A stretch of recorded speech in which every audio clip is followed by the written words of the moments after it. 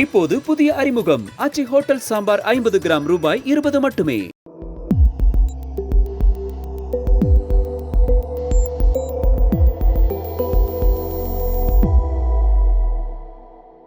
Sir வணக்கம் sir. வணக்கம். ஆம் தமிழர் கட்சி சார் தொடர்ந்து 4 தேர்தல்களாக தோல்வியை சந்திச்சாலுமே ரொம்ப ஸ்ட்ராங்காக வந்துட்டு இருக்காங்க. அவங்களோட ஓட் பர்சன்டேஜுமே இன்க்ரீஸ் ஆகிட்டே இருக்கு. அண்ணன் சீமான் அவர்கள் இப்போ சமீபமாக ஒரு விஷயம் சொல்லியிருக்காரு. திராவிட கட்சிகள் இல்லாத தமிழகத்தை நம்ம உருவாக்கணும் அப்படின்ற மாதிரி சொல்லியிருக்காரு. திமுக அதிமுக ரெண்டுமே வேணாம், திராவிடமே வேணாம், நம்ம தமிழ் தேசியம் சார்ந்து ஒரு அரசியலை முன்னெடுக்கணும் அப்படின்னு சொல்லியிருக்காரு. சார் இவரோட அரசியல் ஃபார்மேட்டே புதுசாக தான் இருக்கும். ஸோ இப்போ இவர் சொல்லியிருக்கக்கூடிய இந்த அரசியல் கருத்தை எப்படி பார்க்குறீங்க? திராவிடம் இல்லாத ஒரு தமிழ்நாடு எப்படி பார்க்குறீங்க? இந்த 2 திராவிட கட்சிகளும் ஒழிக்கப்பட வேண்டும் அப்படின்ற மாதிரி சீமான் அவர்கள் பேசியிருக்காரு. இது நியாயமா அப்படின்றத முதல் பார்ப்போம். இப்ப இந்த 2 திராவிட கட்சிகளும் பண்ற வேலைகளை பாருங்க. எலெக்ஷன் இப்ப நெருங்கிட்டு இருக்கு. ஒரு சைட்ல திமுக கிட்ட 22 கட்சிகள் இருக்கு. அந்த அலைன்ஸ்ல 28 கட்சிகளோட ஒரு அலைன்ஸ். இப்ப தமிழ் மக்களோட நலன் சார்ந்து தமிழ் மக்களோட பிரச்சனைகளை மையமா வச்சு இப்படி ஒரு 22 கட்சிகளை சேர்த்து பெரிய போராட்டங்கள்லாம் நடத்துறீங்கன்னா சந்தோஷப்படுவேன் நான். நீங்க பண்றது என்ன? கரெக்டா எலெக்ஷனுக்கு முன்னாடி எலெக்ஷன்ல ஜெயிக்கணுன்றதுக்காக இருக்கக்கூடிய எல்லா கட்சிகளையும் கூட்டிட்டு வரீங்க. தேமுதிகன்ற ஒரு கட்சி இப்போ வந்து சேர்ந்தாங்க. இதுக்கு மேல இந்த கட்சியோட செயல்பாடு என்ன? இந்த ஒரு 4 வருஷமா இந்த கட்சி என்ன பண்ணிட்டு இருந்தாங்க தமிழ்நாட்டுல? ஆக்கப்பூர்வமா அவங்க செஞ்ச விஷயங்கள் என்ன? எம்என்எம்னு ஒரு கட்சி இந்த அலைன்ஸ்ல இருக்காங்க. இந்த கட்சியோட செயல்பாடு என்ன? இன்னைக்கு இப்படி எடுத்துக்கிட்டோம்னா பெரும்பாலும் இந்த கட்சிகள் யாருமே ப்ராப்பரா செயல்படுறது கிடையாது. எலெக்ஷன் வரும்போது மட்டும்தான் செயல்படுறது. ஸோ இவங்களோட வேலையே என்னன்னா, எலெக்ஷன் கிட்ட நெருங்கும் போது அலைன்ஸ்ல இவங்களெல்லாம் தூக்கி போடணும், அவங்க ஓட்ஸை டிரான்ஸ்ஃபர் பண்ணணும், அதுக்கு சில சீட்ஸ் அவங்களுக்கு கொடுக்கணும். ஸோ இவங்க சீட்ஸை நெகோசியேட் பண்ணி வாங்குறதும் வேற சில விஷயங்களை திமுக கிட்ட நெகோசியேட் பண்ணி வாங்குறதையும் தான் அரசியல் நினைச்சு பண்ணிட்டு இருக்காங்க. திமுகவும் அதான் அவங்களுக்கு டெலிவர் பண்றாங்க. அதை தாண்டி மக்களுக்கு நம்ம இதை பண்ணணும் அதை பண்ணணும் அப்படின்ற எந்த திட்டமுமே கிடையாது. எலெக்ஷன் கிட்ட வரும்போது எலெக்ஷன்ல நம்ம ஜெயிக்கணும், அதுக்காக சில விஷயங்கள் பண்ணணும். ஸோ அரசியலே பார்த்தோம்னா பக்காவா கமர்ஷியலா மாறிடுச்சு. இப்ப காங்கிரஸ்னு ஒரு கட்சி பாக்குறோம். 28 சீட்ஸ் இப்ப அவங்களுக்கு அலோகேட் பண்ணிருக்காங்க, ஒரு ராஜ்யசபா சீட். இந்த கட்சி கடைசி 4 வருஷமா செஞ்ச வேலை என்ன அரசியல் பண்ணிட்டாங்க? இப்ப திமுக மேல இவ்வளவு அழுத்தம் போட முடியுது. இந்த வேலையை இந்த 4 வருஷமா ஏன் நீங்க பண்ணவே இல்லை? திமுக ஆட்சி என்ன அவ்வளவு கிளீனா நடந்துட்டு இருக்கா? ஒரு பிரச்சனையுமே இல்லாம எவ்வளவோ பிரச்சனைகள் இருக்கு. அதெல்லாம் நீங்க தட்டி கேட்கலாம்ல. அதுக்கு உங்க பலத்தை யூஸ் பண்ணலாம்ல. இப்போ உங்க முழு பலத்தை யூஸ் பண்ணி திமுகவை ஒரு 2 மாசம் டார்ச்சர் பண்றீங்க, பண்ணி ஒரு 3 சீட் எக்ஸ்ட்ரா வாங்கிட்டீங்க, வாழ்த்துக்கள். ஆனா இந்த பலத்தை யூஸ் பண்ணி திமுக மேல நீங்க அழுத்தம் போட்டிருக்கலாம்ல. மக்களுக்காக நீங்க அந்த வேலையை பார்த்திருக்கலாம்ல. திமுக இலவசங்கள் அது இதுன்னு நல்லா அள்ளி வீசிட்டு இருக்காங்க, அதுக்கு எதிராக பேசியிருக்கலாமே. இலவசங்கள்லாம் கரெக்ட் இல்லைங்க. தமிழ்நாட்டு மக்களோட பொருளாதார சுமையை நீங்க இன்க்ரீஸ் பண்ணிக்கிட்டே இருக்கீங்க, வரிச்சுமையை இன்க்ரீஸ் பண்ணிக்கிட்டே இருக்கீங்க. தமிழக அரசு பெரிய ஒரு நிதி சுமையில இருக்கு, இப்படி ஒரு அழுத்தம் போடலாம். நீங்க லா அண்ட் ஆர்டர் சிச்சுவேஷன் சரியில்லைன்றாங்க, அதை நீங்க எடுத்து பேசலாம். பெண்களுக்கு பாதுகாப்பு இல்லைன்றாங்க, ட்ரக்ஸோட புழக்கம் அதிகமா இருக்குன்றாங்க, இதெல்லாம் நீங்க எடுத்து பேசலாம். அதெல்லாம் மையமா வச்சு நீங்க திமுக மேல அழுத்தம் போட மாட்டேங்கிறீங்க. உங்களுக்கு சீட்ஸ் வேணும், அவ்வளவுதான். இதுல எனக்கு என்ன இருக்கு? உங்களுக்கு சீட்ஸ் கிடைக்குது, திமுகவுக்கு உங்க ஓட்டு போகுது, திமுக ஜெயிப்பாங்க, இந்த மக்களுக்கு என்ன லாபம் இருக்கு?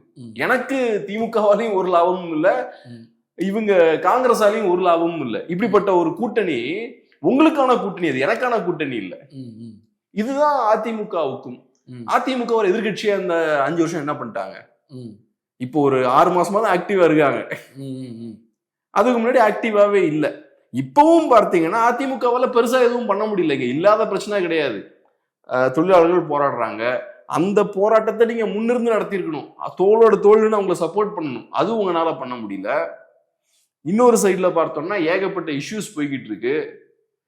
திமுக எதிர்கட்சியா இருக்கும்போது அதிமுக ஒரு சின்ன தவறு பண்ணாலும் திமுக அதை கையில எடுத்து பெரிய அழுத்தங்களை அதிமுக மேல போட்டாங்க. இன்னைக்கு திமுக ஆட்சியிலையும் தவறுகள் நடக்கதான் செய்யுது. தவறே செய்யாத கிளீனான கவர்மெண்ட் திமுக கொடுக்குறாங்க, அப்படி கொடுக்க முடியாது. எந்த கவர்மெண்ட்டும் அப்படி இருக்காது. ஆனா அமைதியா எல்லாம் இருக்காங்கன்னா நீங்க உங்க வேலையை செய்ய மாட்டேங்கிறீங்க. அப்ப உங்களை நம்பி எப்படி ஓட்டு போடுறது? மக்களுக்காக எதுவுமே பண்ணல, 4.5 வருஷம் அமைதியா இருக்கீங்க. கரெக்டா எலெக்ஷன் கிட்ட வரும்போது வெளியே வரீங்க. அதுவும் எப்படி வரீங்க? பிரச்சாரம் தான் பண்றீங்க. பிரச்சாரம் பண்றதும் அரசியலா? நீங்க என்ன மீடியா கம்பெனியா? நீங்க அரசியல் பண்ணணும்ல. மீடியா கம்பெனி அட்வர்டைஸ்மெண்ட்லாம் போட்டுட்டே இருக்கலாம். வெறும் அட்வர்டைஸ்மெண்ட் மட்டுமே அவங்க வேலையா இருக்க முடியாது இல்ல. நான் போய் கேம்பெயின் பண்ணிக்கிட்டே இருப்பேன், மார்க்கெட்டிங் பண்ணுவேன் என் கட்சிக்காக, அதுதான் என் வேலை. அது மட்டும் உங்க வேலை கிடையாது. மக்களோட பிரச்சனைகளையும் நீங்க எடுக்கணும், மக்களோட சேர்ந்து நிற்கவும் செய்யணும். ஸோ அந்த விஷயத்த பெருசா பண்ணல. அப்புறம் இந்த கூட்டணியில் இருக்கக்கூடிய கட்சிகள் பாருங்க, இன்னைக்கு பாமக எடுத்துக்கோங்க, அவங்களுக்குள்ள இப்ப மிகப்பெரிய ஒரு மோதல், கட்சி ரெண்டா உடஞ்சிருக்கு. எது அடிப்படையில? கொள்கை ரீதியா ரெண்டாக பிளவுபட்டிருக்கா, இல்ல இந்த பிரச்சனையில நான் ஒரு ஸ்டாண்ட் எடுக்கிறேன், நீங்க ஒரு ஸ்டாண்ட் எடுக்கிறீங்க, அதனால ரெண்டா பிரிஞ்சிருக்காங்களா? ஐடியாலஜிக்கல் ப்ராப்ளம் அப்படிலாம் எதுவும் இல்லை. எதுக்காக பிரிஞ்சிருக்காங்க? அப்பா ஏன் சண்டை? Family problem. இவங்களோட ஃபேமிலி ப்ராப்ளம் பார்ட்டி ப்ராப்ளமா மாறுது. கட்சி இன்னைக்கு ரெண்டா உடஞ்சிருக்கு. ஒரு பாதி அதிமுக வந்து லேண்ட் ஆயிருக்கு, இன்னொரு பாதி எங்க போய் லேண்ட் ஆகும்னு தெரியல. ஸோ இந்த மாதிரியான சிக்கல்கள்லாம் இருக்கு. ஸோ அதனால இந்த கட்சிகளையும் இந்த கூட்டணிகளையும் எவ்வளவுதான் நம்பிட்டே இருக்கிறது? இவங்க செய்யக்கூடிய வேலைகள்ல நமக்கு எதுவுமே இல்லையே. பிஎம்கே கூட ஓரளவுக்கு நல்ல சில இஷ்யூஸ்லாம் எடுத்து பேசுவாங்க. பிஎம்கே அன்புமணி அவர்கள் கொஞ்சம் அறிக்கைகள்லாம் ரிலீஸ் பண்ணும்போது ஓகே சில டீட்டெயிலான விஷயங்கள்லாம் பேசுவார். ஆனா அதை தாண்டி உங்களுக்கு அதுக்கான தீர்வு வேணும்னா கரெக்டான ஆள் கூட போய் இருக்கணும். நீங்க திமுகவும் அதிமுகவும் அதுக்கு தீர்வா இருப்பாங்களா? ஸோ ஆனா எலெக்ஷன் வரும்போது கரெக்டா இங்கதான் வந்து நிக்கிறீங்க நீங்க. உங்களுக்கு அதை மீறி செயல்பட முடியலையே. அதிமுகவோட இருந்துகிட்டு நீங்க எப்படி இலவசங்களை எதிர்த்து பேசுவீங்க? இந்த சிக்கல்கள்லாம் இருக்கு. சோ இந்த கட்சிகளும் இந்த கூட்டணிகளும் நமக்கான கூட்டணிகளா நமக்கான கட்சிகளா இல்ல. இதுல மக்களுக்கு எதுவுமே இல்ல. இப்ப இதெல்லாம் நான் பேசுறதால ஓகே அப்ப நான் என்டிகே ஓட் போடுங்கன்னு சொல்றேன், அதெல்லாம் நான் சொல்ல. உங்களுக்கு இஷ்டப்பட்ட கட்சிக்கு நீங்க ஓட் போடுங்க, அது உங்களோட விருப்பம். ஆனா இந்த ரெண்டு திராவிட கட்சிகள்லயும் இருக்கக்கூடிய பிரச்சனைகளை நான் பேசுறேன். இந்த ரெண்டு திராவிட கட்சிகளும் உங்களோட பிரச்சனைகளுக்கான தீர்வா இருக்க வாய்ப்பே கிடையாது. ஏன்னா அவங்க பிரச்சனைகள், பெரும்பாலான பிரச்சனைகளுக்கான காரணமே அவங்கதான். நம்ம இன்னைக்கு ஃபேஸ் பண்ற பெரும்பாலான பிரச்சனைகளை இவங்கனாலதான் வந்துட்டு இருக்கு. அதனால அவங்க தீர்வா இருக்க வாய்ப்பே இல்லை. ஸோ அதனால மக்களுக்கும் இது தெரியுது. அதான் இப்ப மெயினான பிரதான ரெண்டு திராவிட கட்சிகளோட ஓட் ஷேர் கம்மியாகிக்கிட்டே இருக்கு. அதுவும் குறிப்பா அதிமுகன்ற திராவிட கட்சி ரொம்ப வீக் ஆயிருக்காங்க இப்ப. சார் அடுத்தபடியா இதோட மிக முக்கியமான அடுத்த கேள்வி என்ன வருதுன்னா, சார் தமிழ் தேசியம் இந்த கருத்தை முன்வைக்கிறாரு சீமான் அவர்கள். குரோத் இருக்கு, பட் ஆனா ஒரு பிளாஸ்டிங்கான குரோத் இல்லை. ஐ மீன் ரொம்ப மிகப்பெரிய வளர்ச்சி இல்லாம கொஞ்சம் கொஞ்சமா வருது. அவங்க மக்கள்கிட்ட ஏன் அது ரீச்சே ஆக மாட்டேங்குது? இந்த தமிழ் தேசியம் என்ற கொள்கை ஏன் போய் சேரல? நீங்க எப்பவுமே திடீர்னு பெரிய குரோத் எல்லாம் வருதுன்னா தான் சந்தேகப்படணும். நல்ல மாற்றங்கள் ஸ்லோவா தான் நடக்கும். இப்ப நீங்க சில மாற்றங்களை ஏற்படுத்தணும்னு நினைக்கிறீங்க வச்சுப்போம், உங்களுக்குள்ள சில மாற்றங்களை கொண்டு வரணும், நம்ம நல்லா படிச்சு அடுத்த இடத்துக்கு போகணும்னு நினைக்கிறீங்க, கெரியர்ல அடுத்த ஸ்டேஜுக்கு போகணும்னு நினைக்கிறீங்க வச்சுப்போம். அந்த மாற்றமும் ஸ்லோவா தான் வரும். எல்லாம் பட்டுன்னு பிளாஸ்டிங்காலாம் எதுவுமே நடந்துடாது. இப்போ மனிதர்கள் ஒரு 60-70 வருஷம் வாழ்வோம் நம்ம. அப்ப நம்ம லைஃப்ல நடக்கக்கூடிய மாற்றத்துக்கு 5 வருஷம் 6 வருஷம் ஆகும். இப்ப நான் ஒரு பிளானை போட்டு இனி இந்த தொழிலை நான் கரெக்டா பண்ணணும்னு ஒரு முடிவு எடுத்து செயல்பட்டால் 5-6 இயர்ஸ் ஒர்க் பண்ணாதான் நான் அதுக்கப்புறம் அந்த தொழில சிறந்து நான் விளங்க முடியும். நாளைக்கே நான் படையப்பா படத்துல வர மாதிரிலாம் பட்டுலாம் முன்னேறிட முடியாது. மனிதர்களோட வாழ்க்கை நான் சொன்ன மாதிரி ரொம்ப ஷார்ட். அதுலயே நான் 5 வருஷம் நான் ஸ்பெண்ட் பண்ண வேண்டியிருக்கும் ஒரு மாற்றத்துக்கு. அப்ப சொசைட்டியோட லைஃப் என்ன? சொசைட்டியோட லைஃப் இன்னும் ரொம்ப நீளமா இருக்கும். அதனால சொசைட்டில நீங்க மாற்றம் கொண்டு வரணும்னா மக்கள் மனங்கள்ல மாற்றம் கொண்டு வரணும். இங்க எல்லாம் அரசியல்னு பாக்குறதே என்னன்னா, கட்சிகள் வந்து எல்லாம் மாறிடும். விஜய் வந்து எல்லாத்தையும் மாத்திருவாரு, இல்ல இன்னொரு தலைவர் வந்து எல்லாத்தையும் மாத்திப்பாரு. கட்சிகளோ தலைவர்களோ மாற்றத்தை கொண்டு வர மாட்டாங்க, மக்கள் தான் மாற்றத்தை கொண்டு வரணும். சோ நீங்க மக்களை மாத்தணும், மாற்றத்தை நோக்கி மக்கள் சிந்திக்கணும். அந்த மாதிரியான ஒரு மாற்றத்தை மக்கள் கிட்ட கொண்டு வரணும். அப்ப எல்லா மக்கள் கிட்டயும் ஒரு மாற்றத்தை கொண்டு வர டைம் ஆகும்ல. மக்களை நீங்க ஸ்லோவா அவங்கள அப்படியே பெட்டர் ஆக்கிக்கிட்டே இருக்கணும். அவங்களோட சிந்தனையை மேம்படுத்தணும், அரசியல் புரிதல் ஏற்படுத்தணும், போராட்டங்கள்ல கலந்துக்க வைக்கணும். இப்ப எல்லாம் வீட்டுல உட்காந்து டிவி பார்த்துட்டு இருக்கவங்களெல்லாம் ரைட்டு, டிவியில உட்காந்து நீங்க விஜயை பாக்குறதால மாற்று எதுவும் வராது, வெளியே வாங்க, நல்ல விஷயத்துக்காக குரல் கொடுங்க அப்படின்ற புரிதல் ஏற்படுத்தணும். அதனால மாற்றம்ன்றது எப்படி 2 நாள்ல ஏற்படும்? அப்படி 2 நாள்ல ஏற்படுற மாதிரி திடீர்னு ஒரு கட்சிக்கு படால்னு எங்க இருந்தோ குதிச்சு வந்து திடீர்னு 20% ஓட்டு வாங்குன்னு வச்சுப்போம். அப்பதான் நீங்க சந்தேகப்படணும். இது மாற்று மாதிரி இல்லையா, இது வீக்கம் மாதிரி இல்ல இருக்கு. மாற்றுன்னா அது இதமா ஸ்லோவா அழகா நடக்கணும். அதனால டக்கு டக்குன்னு நடக்கும்னு எதிர்பார்க்கிறத விட நம்ம வேலையை நம்ம கரெக்டா பண்ணணும். ஒவ்வொருத்தவங்களுக்கும் ஒவ்வொரு வேலை இருக்கும். மீடியால நமக்கு ஒரு வேலை இருக்கும். சாதாரண இன்னொருத்தருக்கு ஒரு டீ கடை வச்சிருக்காருன்னா அவருக்கு ஒரு வேலை இருக்கும், அங்க 4 பேர்ட்டு அதை பத்தி பேசணும். ஆபீஸ் ஒருத்தர் வேலை பாக்குறாருன்னா அங்க அவருக்கு ஒரு வேலை இருக்கும், அங்க ஒரு பாக்குற 4 பேர்ட்ட பேசணும், ஆக்கப்பூர்வமான செயல்கள்ல ஈடுபடணும். இதெல்லாம் ரிசல்ட்டை கொடுக்கறதுக்கு டைம் ஆகும்ல. சரி, இவ்வளவு வருஷம் தேர்தல் வந்திருக்கு, அதுல ஆம் தமிழர் கட்சி போட்டி போட்டிருக்காங்க. அவங்க கட்சியை சார்ந்த முக்கிய நபர்கள் எல்லாருமே போட்டி போட்டிருக்காங்க. இப்போ பார்த்தோம்னா இவ்வளோ வருஷமா தோல்வியை தான் சந்திச்சிருக்காங்க. அஃப்கோர்ஸ் வாக்கு சதவீதம் இன்க்ரீஸ் ஆயிருக்கு, பட் ஆனால் தோல்வி தான் வந்திருக்கு. இந்த முறை ஒரு வெற்றி வாய்ப்பு இருக்கிறதா தான் பார்க்கப்படுது. இப்போ பல்வேறு சர்வேவும் சரி, அவங்க கட்சி சார்ந்த நபர்களும் சரி அதான் சொல்றாங்க. இந்த முறை வெற்றி வாய்ப்பு பிரகாசமா இருக்கு அப்படின்னு ஒரு டாபிக் வரது எதனாலன்னு பாக்குறீங்க? எப்படி நடக்குதுன்னு நினைக்கிறீங்க? இப்போ என்னன்னா, இப்போ ஒரு வகையில பார்த்தா இந்த லாஸ்ட் 10 இயர்ஸ்ல என்டிகே நிறைய வெற்றிகளை பார்த்துருக்காங்கன்னு சொல்லலாம். ஏன்னா இப்போ சீட்ஸா அவங்களுக்கு கன்வெர்ட் ஆகல, வின்னிங் சீட்ஸா என்டிகே கன்வெர்ட் ஆகல. ஆனா ஓட் ஷேர் 1ல இருந்து 8 மாறி இருக்கு. அது வெற்றி தானே. 1ல இருந்து 3-4% வருது, 6 ஆகுது, அப்புறம் 8 மாறுது. அந்த ஆங்கிள் இருந்து பார்த்தா என்டிகேவோட ஓட் ஷேர் இன்க்ரீஸ் ஆகிட்டே இருக்குது, பாசிட்டிவாக கட்சி க்ரோ ஆகிட்டு இருக்கு. ஸோ அதை ஒரு வெற்றியா பார்க்கலாம். ஆனால் நீங்க சொன்னது மாதிரி வின்னிங் சீட்ஸ் வந்திருக்கான்னு பார்த்தா அவங்களால சீட்ஸ் ஜெயிக்க முடியல, அதே மாதிரி அதிகாரத்தையும் அவங்களால கைப்பற்ற முடியல. அந்த வேலை நடக்கல. இந்த தடவை மேபி அவங்களுக்கு கொஞ்சம் வின்னிங் சீட்ஸ் இருக்கலாம்னு நினைக்கிறேன். நான் பார்த்த அளவில் மேபி அவங்க கொஞ்சம் சீட்ஸை ஜெயிக்கிறதுக்கான வாய்ப்பு இருக்கு. சில தொகுதிகளை ஃபோக்கஸ் பண்ணி கரெக்டாக டார்கெட் பண்ணி ஒர்க் பண்ணாங்கன்னா மேபி அவங்க சில சீட்ஸ் அவங்க கண்டிப்பா ஜெயிக்கலாம். ஆனா பவருக்கு வருவாங்களா, அதிகாரத்தை கைப்பற்றுவாங்க கேட்டா அதுக்கான டைம் இன்னும் வரலன்னு பாக்குறேன். இன்னும் நிறைய விஷயங்கள் கிரவுண்ட்ல நடந்தாதான் அதிகாரத்தை அவங்களால கைப்பற்ற முடியும். ஆனா கொஞ்சம் வின்னிங் சீட்ஸ் அவங்க ஜெயிச்சாலே அது ஒரு பெரிய பூஸ்டா அவங்களுக்கு அமையும், பெரிய ஒரு வேகத்தை கொடுக்கும். அதை செஞ்சிருவாங்கன்னு நினைக்கிறேன். இந்த எலெக்ஷன்ல அந்த சீட்ஸ் ஜெயிக்க முடியலன்ற ஒரு குறை இருக்குல்ல, அதை முறியடிச்சிருவாங்கன்னு நினைக்கிறேன் இந்த எலெக்ஷன். சார், இன்னைக்கு நாம் தமிழர் கட்சி செய்யக்கூடிய தவறுகள்லாம் என்னன்னு பாக்குறீங்க? நீங்க அப்ரிஷியேட் பண்ணி நிறைய பேசியிருக்கீங்க. சீமான் அவர்கள் பண்ணக்கூடிய தவறு, நாம் தமிழர் கட்சியினர் பண்ணக்கூடிய தவறுன்னா என்னன்னு பாக்குறீங்க? இதனாலதான் ஏதோ ஒன்று சம்திங் அவங்களை பேக்லாட் பண்ணிட்டே இருக்குன்னா என்ன நினைக்கிறீங்க? தவறுன்றதை விட சில விஷயங்கள் மேபி செய்தால் பெட்டரா இருக்கும்னு வேணா சொல்லலாம். இப்போ ஃபார் எக்ஸாம்பிள் ஸ்ட்ரக்சர்டான ஒரு பார்ட்டியை கிரியேட் பண்ணலாம், இன்னும் மோர் ஸ்ட்ரக்சர்டா கிரியேட் பண்ணலாம். ஏன்னா நீங்க ஃபர்ஸ்ட் சின்ன ஒரு அமைப்பா ஸ்டார்ட் ஆவீங்க, ஆனா போக போக கட்சி பெருசாக அமைப்பும் அதுக்கேற்ற மாதிரி இன்னும் ஸ்ட்ரக்சர்டா இருக்கணும் இல்லையா? இப்ப என்டிகே கேடஸ் எடுத்துக்கிட்டீங்கன்னா டிசிப்ளின்லாம் அவங்களுக்கு உண்டு. டிவிகே மாதிரி இன்டிசிப்ளின் ஆட்கள் கிடையாது, ரொம்ப டிசிப்ளின்டா இருப்பாங்க.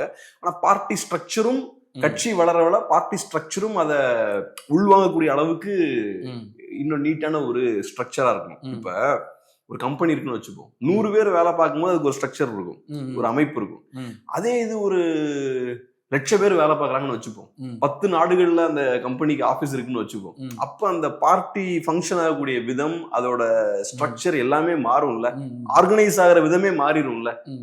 அந்த 100 பேர் இருக்கும் போது என்ன ஸ்ட்ரக்சர் இருந்தோ அது இருக்காது. ஸோ அந்த மாதிரி இன்னும் பெட்டரான ஒரு ஆர்கனைஸ்டான ஒரு பார்ட்டி ஸ்ட்ரக்சர் என்டிகேவுக்கு வேணும். நான் ஆர்கனைஸ்டான பார்ட்டி ஸ்ட்ரக்சர்னு சொல்லும் போது இப்ப ஒரு நிறைய பொறுப்புகள் இருக்கலாம், அந்த பொறுப்புல இருக்கணும் நிஜமான பவர்ஸ் இருக்கணும். திமுக எடுத்துக்கிட்டீங்கன்னா ஒரு மாவட்ட செயலாளர்னா அவருக்கு பவர் இருக்கும், அது வெறும் பேர் மட்டும் கிடையாது. ஒரு அமைச்சர் இருக்காருன்னா அவருக்கு நிறைய பவர் இருக்கும், ஒரு மினிஸ்டர் ஒரு எம்எல்ஏ இருக்காருன்னா அவருக்கு நிறைய பவர் இருக்கும். ஸோ அந்த ஒரு பதவிக்கான பவர் பாத்தீங்கன்னா அந்த கட்சிக்குள்ள எல்லா இடத்துலயும் இருக்கும். அது ஏன்னா ஒரு ஸ்ட்ரக்சர், அந்த பவர் நீங்க கொடுக்கும் போதுதான் அவன் இன்னும் ஆக்டிவா ஒர்க் பண்ணுவான். சோ என்கிட்ட ஒரு பவர் இருக்கு, இதை நான் தக்க வச்சுக்கணும், இதை தக்க வச்சுக்கணும்னா நல்லா ஒர்க் பண்ணணும், அந்த இடத்துக்கு அப்பதான் அவங்க மூவ் ஆவாங்க. சோ ஒவ்வொரு ஒரு பதவி இருக்குன்னா அதுக்குன்ற பவர்ஸ் இருக்கணும். அந்த மாதிரியான ஒரு கரெக்டான ஒரு பார்ட்டி டிசிப்ளின்லாம் கரெக்டா உருவாக்கணும். இப்ப திமுக தலைவரே நினைச்சாலும் சில பேர்லாம் தூக்கி போட்டுற முடியாது ஈஸியா. சார், இவ்வளவு நாளா சீமான் அவர்கள் ஃபாலோ பண்ற ஒரு விஷயம் என்னன்னா, எந்த கட்சியோடையும் கூட்டணி இல்லை அப்படின்றதுதான், முக்கியமா திராவிட கட்சிகள்.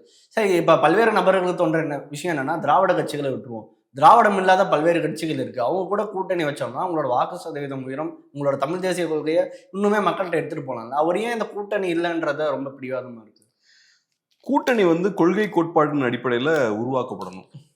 கூட்டணியை நீங்க எலெக்ஷனை ஜெயிக்கணும் அப்படின்றதுக்காக கூட்டணி ஃபார்ம் பண்ணக்கூடாது. ஸோ அதனால கூட்டணி ஃபார்ம் பண்றதுன்றது சாதாரண விஷயம் கிடையாது. திராவிட கட்சிகள் கூட்டணி பேச்சுவார்த்தைகள், கூட்டணி அமைக்கிறது இதெல்லாம் கேலி கூத்தா மாத்திட்டாங்க. எலெக்ஷன் நெருங்கும் போது ஏகப்பட்ட சர்க்கஸ் நடக்கும். அங்க தாவுவாங்க, இங்க தாவுவாங்க. நீங்க காங்கிரஸ் எதிர்த்த கட்சி காங்கிரஸோடய போகும், பாஜக எதிர்த்த கட்சி பாஜகவுடைய போய் கூட்டணி வைக்கிறது, இதெல்லாம் கரெக்டான ஒரு வழிமுறையே கிடையாது. ஸோ ஒரு கட்சி முதல்ல அவங்களோட கொள்கை கோட்பாடை சீரியஸா எடுத்துக்கணும். அவங்க போய் சேர வேண்டிய இலக்கு என்ன அப்படின்றத சீரியஸா எடுத்துக்கணும். அப்படி அதை நீங்க சீரியஸா எடுத்தாதான் யாரோட நம்ம சேரலான்றத நீங்க ரொம்ப சீரியஸா பார்த்து கவனமா பண்ணுவீங்க. உங்களுக்கு கொள்கையும் இல்ல, கோட்பாடும் இல்ல, எங்க போறோன்றதும் தெரியாது அப்படின்னா அப்ப உங்களுக்கு பிடிச்சவங்களோட எல்லாம் கூட்டணி வைப்பீங்க, பிடிச்ச காரியத்தை செய்வீங்க. ம். உங்களுக்கு ஒரே நோக்கம் என்னவா இருக்கும்? நமக்கு சீட்ஸ் வேணும். ம். அப்புறம் அதை தாண்டி சில விஷயங்கள் அவங்க கொடுப்பாங்க, அதையும் வாங்கி பேக்கெட்ல போட்டுக்கணும். ம். அதை தாண்டி மக்களுக்கு இதை செய்யணும், அரசியல் மாற்றம் ஏற்படுத்தணும் அப்படின்றதெல்லாம் உங்களுக்கு எண்ணமாவே இருக்காது. ம். அதனால முக்கியமான விஷயம் என்னன்னா, கூட்டணி ஒருத்தவங்களோட வைக்கிறோம்னா ரொம்ப கவனமா வைக்கணும். ம். திராவிட கட்சிகளோட தான் கூட்டணி வைக்க முடியாது. இப்ப விஜய் சொல்றாரு பாருங்க, திராவிடமும் தமிழ் தேசியமும் சொல்றாரு. ம். அப்படிலாம் ஒரு சித்தாந்தமே கிடையாது. ம். சோ அவருக்கு அப்ப சித்தாந்த தெளிவு இல்ல. முதல்ல அந்த தெளிவு வேணும். ம். தமிழ் தேசியம்னா என்னன்ற தெளிவு வேணும். அப்பதான் நீங்க யாரோட கூட்டணி வைக்கலாம், யாரோட கூட்டணி வைக்க கூடாதுன்ற தெளிவு உங்களுக்கு அப்பதான் ஏற்படும். ம். சோ அதனால என்டிகே கூட்டணி வைக்காம இருக்கிறது கரெக்ட் தான். கரெக்ட் தான் சார். அது ஒரு தமிழ் தேசிய கட்சியோட கூட்டணி வைக்கலாம், திராவிட கட்சிகளோட எப்படி கூட்டணி வைக்க முடியும்? திராவிட கட்சிகளோட சமரசமான கட்சிகளோட எப்படி கூட்டணி வைக்க முடியும்? ஏன்னா திராவிட கட்சிகளோட சில கட்சிகள் சமரசம் ஆயிட்டாங்கனாலே அவங்க கரெக்டா இருப்பாங்கல்ல. அவங்க எதுக்கு அதை திராவிட கட்சிகளோட ஒரு நாள் கூட்டணி வச்சிருப்பாங்க? அவங்க செய்ய வேண்டிய வேலையை செஞ்சிருக்க மாட்டாங்க. இன்னைக்கு கம்யூனிஸ்ட்லயே எடுத்துக்கோங்க. ஆரம்பிச்ச காலகட்டம் கூட இல்ல, ஒரு 10-15 இயர்ஸ் முன்னாடி கூட நல்லா ஆக்டிவா தான் இருந்தாங்க. ஆனா நாட்கள் போக போக என்ன ஆகுது, ஸ்லோவா அவங்க அப்படியே திமுகவோட சேர்ந்து அவங்க செய்ய வேண்டிய வேலையை செய்ய மாட்டேங்கிறாங்க, தொழிலாளர்கள் பக்கம் நிக்க மாட்டேங்கிறாங்க. அப்ப மக்கள் செல்வாக்க நீங்க இழந்திருப்பீங்கல்ல. அப்ப அவங்களோட போய் நீங்க எப்படி கூட்டணி வைக்க முடியும்? ஒண்ணு அவங்க வரமாட்டாங்க, ஏன்னா அவங்க கம்ஃபர்டபுளா அங்க இருந்து பழகிட்டாங்க திமுகவோட அதிமுகவோட. அவங்க வெளியே வர மாட்டாங்க. அப்படியே வெளியே வந்தாலும் மக்கள் செல்வாக்கு அவங்களுக்கு இருக்காது, மக்கள் அவங்கள பாசிட்டிவா பார்க்க மாட்டாங்க. அவங்களோட நீங்க எப்படி சேரலாம்? சோ இந்த சிக்கல்கள்லாம் இருக்கு. சோ ஐடியாலஜிக்கல் காம்ப்ரமைஸ் நடக்கக்கூடாது. ஐடியாலஜிக்கல் காம்ப்ரமைஸ் நடந்ததுன்னா நீங்க இலக்க போய் சேர மாட்டீங்க. சார், இன்னைக்கு விஜய் அவர்கள் அரசியலுக்கு வந்திருக்காரு. பல்வேறு ஜேர்னலிஸ்ட் சொன்னது விஷயங்கள் எல்லாமே என்ன சொன்னாங்கன்னா, நாம் தமிழர் கட்சியினோட வாக்கு சதவீதம் குறைய போகுது, முக்கியமாக அவங்களுக்கு தான் குறையும். ஏன் அப்படின்னா அங்கே வந்து 30 வயசுக்கு உட்பட்ட நபர்கள் நிறைய பேர் இருக்காங்க, அதனால வாக்கு சதவீதம் குறையும்னு சொன்னாங்க. ஒரு ஜேர்னலிஸ்ட் மட்டும் தான் என்ன சொல்லியிருந்தாங்கன்னா, இல்லை இது தமிழ் தேசிய கொள்கையினால இருக்கப்பட்டவர்கள், ஸோ அவங்க அங்கே தான் இருப்பாங்க அப்படின்னு ஒருத்தர் சொல்லியிருந்தாரு. உங்களுக்கு என்ன தோணுது, நாம் தமிழரோட வாக்கு சதவீதம் குறையுமா விஜய்னால? விஜயால குறையுமான்னு கேட்டீங்கன்னா அதை நம்ம சொல்ல முடியாது. ஏன்னா இப்ப கமல்ஹாசன் வந்தப்ப கமல்ஹாசன் என்டிகே ஓட்ஸை உடைச்சார். 2019-21 அவர் என்டிகே ஓட்ஸை உடைச்சார். ஏன்னா கமல்ஹாசனுக்கு ஓட்டு போட்டவங்கலாம் யாரு? மாற்றத்தை விரும்பக்கூடியவங்க தான். அவங்க என்டிகேவுக்கு தான் ஓட்டு போட்டிருப்பாங்க. கமல்ஹாசன் இல்லைன்னா அவங்க கொஞ்சம் பேர் என்டிகே ஓட்டு போட்டிருப்பாங்க. ஸோ கமல்ஹாசன் என்டிகே ஓட்ஸ் கொஞ்சம் உடைக்கிறார். ஆனாலும் என்டிகே ஓட் ஷேர் இன்க்ரீஸ் தான் ஆச்சு. ஸோ கமல்ஹாசன் ஓட்டை உடைக்கிறதால என்டிகேவோட ஓட் ஷேர் கம்மியாகணும்னு அவசியம் கிடையாது. கமல்ஹாசன் ஓட்டை உடைத்தாலும் என்டிகே ஓட் ஷேர் இன்க்ரீஸ் தான் ஆயிருக்கு. வேற நிறைய பேர் உள்ள வரலாம், இங்க கொஞ்சம் பேர் வெளியே போனாலும் வேற நிறைய பேர் உள்ள வரலாம். அதே மாதிரி விஜய் வராரு, ஓட்டை உடைக்கிறாருன்னே வச்சுப்போம். அப்கோர்ஸ் விஜய் என்டிகே ஓட்ஸை உடைக்கிறதுக்கு நிறைய வாய்ப்பு இருக்கு. ஏன்னா விஜய் பேசுற அரசியல் ஆன்டி டிஎம்கே தான். அதே மாதிரி அவரும் மாற்று பேசுறாரு. இப்ப எல்லா என்டிகே காரங்களும் அங்க போயிருவாங்கன்னு நான் சொல்ல வரல. என்டிகே நீங்க சொன்ன மாதிரி அங்க இருக்கக்கூடிய ஆட்கள் கொள்கை பிடிப்புடைய ஆட்கள் நிறைய பேர், பெரும்பான்மையானவர்கள் நல்ல கொள்கை பிடிப்பு இருக்கக்கூடிய ஆட்கள். ஆனா அதை தாண்டி பெரிய அரசியல் புரிதல் இல்லாதவங்களும் ஓட் போடுவாங்கல்ல. எல்லாருமே தமிழ் தேசியம்னா என்னன்றது தெரிஞ்செல்லாம் ஓட் போட மாட்டாங்கல்ல. சிலவங்க பார்த்தோம்னா சீமானன் சூப்பரா பேசுறாருப்பா, மாசா இருக்காருப்பா, அடிச்சு பேசுறாருப்பா அப்படின்ற ஆங்கிள்லயும் இருப்பாங்கல்ல. சோ அந்த மாதிரி கொஞ்சம் ஓட் ஷிஃப்ட் ஆக வாய்ப்பு இருக்கு. ஆனா அதை தாண்டி வேற நிறைய ஓட்ஸும் உள்ள வரலாம்ல. இங்க ஒரு 2% ஓட்டு வெளியே போயிட்டு இன்னொரு 4% கூட உள்ள வரலாமே. அதான கமல்ஹாசன் கேஸ்ல நடந்தது. 2019-21 அதான நடந்தது. கொஞ்சம் ஓட்ஸ் வெளியே போனாலும் இன்னும் கொஞ்சம் ஓட்ஸ் உள்ள வந்தது. அந்த மாதிரியும் நடக்கலாம், நமக்கு தெரியல. அதனால இந்த எலெக்ஷன் நம்பர்ஸ் இந்த கேமுக்குள்ள போகும்போது ரிசல்ட்டை பார்ப்போம், அப்பதான் நம்ம தெளிவா சொல்ல முடியும். ஆனா விஜய் வந்தது என்டிகேக்கு ஒரு பின்னடைவு தான். ஏன்னா விஜய் வந்ததுக்கு அப்புறம் பார்த்தோம்னா மீடியா அவருக்கு ஓவரா ஹைப் கொடுக்குறாங்க, ஏகப்பட்ட ஹைப் கொடுக்குறாங்க. ஸோ மீடியால கவரேஜ் வந்து கம்மியாகுது. அது ஜென்ரலாவே என்டிகேவுக்கு பெரிய மீடியா கவரேஜ் இல்லைனாலும் இப்ப இன்னும் கொஞ்சம் கூட அது கம்மியாகுது. இவரு நிறைய மீடியா ஸ்பேஸ் நிறைய கவர் பண்றாரு. ரெண்டாவது தேவையில்லாத அரசியலை பேசும்போது அது ஒரு பெரிய டைவர்ஷனாகவும் இருக்கு. விஜய் ஒன்றும் ஆக்கப்பூர்வமான அரசியல்லாம் பேசுறது கிடையாது. ஏதாவது கோமாளித்தனம் பண்றது, இல்லைன்னா பெரிய விபரீதங்கள்ல இறங்கிடுறது, இங்க கரூர்ல நடந்த மாதிரி. ஸோ அதனால விஜய் ஒரு பெரிய ஒரு டைவர்ஷனா இருக்கு. அது திமுக எதிர்ப்பு வாக்குகளை குறிக்கக்கூடிய கட்சிகள் எல்லாத்துக்குமே பிரச்சனை தான். அதிமுகவுக்கும் பிரச்சனை தான், பாஜகவுக்கும் பிரச்சனை தான், என்டிகேவுக்கும் அது பிரச்சனை தான். பட் அதையும் தாண்டி விஜய் உடைக்கக்கூடிய ஓட்டுகளை தாண்டி புதுசா ஓட்டு உள்ள வர்றதுக்கும் வாய்ப்பு இருக்கு. அதிமுக பலவீனப்பட்டு அந்த ஓட்ஸ்லாம் வர்றதுக்கும் வாய்ப்பு இருக்குல்ல. ஓகே சார், இந்த பகுதியில் இறுதியாக ஒரு கேள்வி.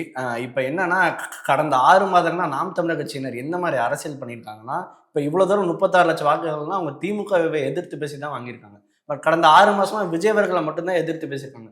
சீமானா இருக்கட்டும் இல்ல அந்த கட்சியினோட முக்கிய நிர்வாகிகளா இருக்கட்டும் எல்லாருமே தாவேக்காவை தான் அப்போஸ் பண்ணி பேசியிருக்காங்க. இந்த அரசியல் போக்கை எப்படி பாக்குறீங்க? கடந்த 6 மாத கால நாம் தமிழர் கட்சியினர் அரசியல் எப்படி பாக்குறீங்க? தமிழ் தேசியம் எப்படி போகுது? நான் என்னமோ அவங்க விஜய் எதிர்த்து அரசியல் பண்ணதான் நான் பார்க்கல. மேபி விஜயையும் அவங்க எதிர்த்து பேசியிருக்கலாம், தாவேக்காவையும் எதிர்த்து பேசியிருக்கலாம். என்டிகேவோட பிரதான அரசியல் திமுக எதிர்ப்பு அரசியல் தான். அவங்களோட அரசியல் எடுத்து பார்த்தீங்கன்னா மோஸ்ட்லி திமுகவை விமர்சிக்கக்கூடிய அரசியலா தான் இருக்கும். அது இல்லைன்னா 2 பேரும் மோசம்னு பேசியிருப்பாங்க. இப்ப நான் ஃபர்ஸ்டே சொன்ன மாதிரி திமுகவும் வேண்டாம் அதிமுகவும் வேண்டாம்னு பேசியிருப்பாங்க.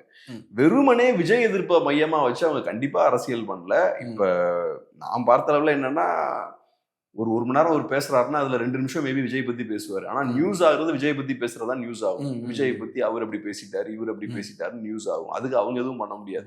ஆனா மோஸ்ட்லி அவங்களோட பொலிட்டிக்ஸ்னு பார்த்தோம்னா எனக்கு என்னமோ விஜய் சென்டரால அவங்க பொலிட்டிக்ஸ் பண்ணல, விஜய் எதிர்த்தலாம். அப்படி விஜய் எதிர்த்து அரசியல் பண்றதால அவங்களுக்கு பிரோஜனமும் கிடையாது. ஏன்னா நான் சொன்னது போல அவங்களோட அரசியலே திமுக எதிர்ப்பு தான். அவங்களோட வாக்குகளும் திமுக எதிர்ப்பு வாக்குகள் தான்.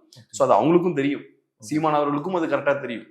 அதனால விஜய் பக்கம் பெருசா டைவர்ட் ஆக மாட்டாங்க. மோஸ்ட்லி அவங்களோட ஃபோக்கஸ் வந்து டிஎம்கே எதிர்ப்பு அப்படின்றதுதான் ஸ்ட்ராங்கா நிற்கும். அதை செஞ்சாலே ஆன்டி டிஎம்கே ஓட்ஸ்லாம் என்டிகேவுக்கு வந்துடும். ஸோ அதனால டிவிக்கே ஒரு போலியான கட்சி, பெரிய மாற்றத்துக்கான ஆட்கள்ன்றதெல்லாம் அஃப்கோர்ஸ் பேசுவாங்க. ஆனா அதை தாண்டி தாவேக்காவை எதிர்த்துலாம் அரசியல் பண்ண முடியாது. அது இப்போ புதுசாக வந்து ஒரு கட்சிங்க, அதை எடுத்து எப்படி அரசியல் பண்ண முடியும்? ஓகே சார், இறுதியா ஒரு கேள்வி சார், இதோட முடிச்சுக்கலாம். என்னன்னா, இன்னைக்கு நாம் தமிழர் கட்சியினர் வெற்றி முகம் இருப்பதற்கான வாய்ப்பு தான் இருக்கு. எவ்வளவு சீட்டு ஜெயிப்பாங்க? இதுக்கு முன்னாடி 36 லட்சம் வாக்குகள் எவ்வளவு இன்க்ரீஸ் ஆகும்னு நினைக்கிறீங்க? அவங்களோட ஓட் ஷேர் இன்க்ரீஸ் ஆகிறதுக்கு நிறைய வாய்ப்பு இருக்கு. வின்னிங் சீட்ஸா கன்வெர்ட் ஆகிறதுக்கு வாய்ப்பு இருக்கா, எத்தனை சீட்ஸ் வரும் அதெல்லாம் கேட்டீங்கன்னா எனக்கு தெரியல. ஏன்னா அதெல்லாம் தெரியணும்னா நான் கிரவுண்ட்ல போய் ஒர்க் பண்ணிருக்கணும். எந்தெந்த தொகுதியில என்டிகே எப்படி பெர்ஃபார்ம் பண்றாங்க, எங்க வாய்ப்பு இருக்கு, இந்த பகுதியில ஏற்கனவே நல்லா ஓட் ஷேர் இருக்கு, ஸோ இது கொஞ்சம் இம்ப்ரூவ் ஆகிறதுக்கு வாய்ப்பு இருக்கு, அதுக்கு காரணம் சில மாற்றங்கள் இங்க நடந்திருக்கு, அதெல்லாம் நம்ம உள்ள போய் ஒர்க் பண்ணாதான் தெரியும். அவங்களுக்கு ஓவராலா ஓட் ஷேர் இன்க்ரீஸ் ஆகிறது வாய்ப்பு இருக்கு. அதை எதை வச்சு சொல்றேன்னா, அதிமுக பலவீனப்பட்டிருக்காங்க, எதிர்கட்சியா பெருசா செயல்படல அவங்க. அது போக திமுக மேல நிறைய பேருக்கு அதிருப்தி இருக்கு. ஸோ இந்த ஃபேக்டர்ஸ் எல்லாம் வச்சு அதிருப்தியாளர்கள் நிறைய பேர் இருக்காங்க. விஜய் கொஞ்சம் ஓட்ஸை உடைச்சாலுமே கூட க்ரோ ஆகிறதுக்கு நிறைய ஸ்பேஸ் இருக்கு. ஆனா அதை தாண்டி வின்னிங் சீட்ஸ் எவ்வளவு வரும், எங்கெல்லாம் வரும்னு கேட்டா நமக்கு தெரியாது. அது நம்ம ஒர்க் பண்ணணும். ஓகே சார், இவ்வளவு நேரம் இன்டர்வியூக்கு நன்றி சார். இதே மாதிரி இன்னொரு நேர்காணல சந்திப்போம். நன்றி சார். நன்றி.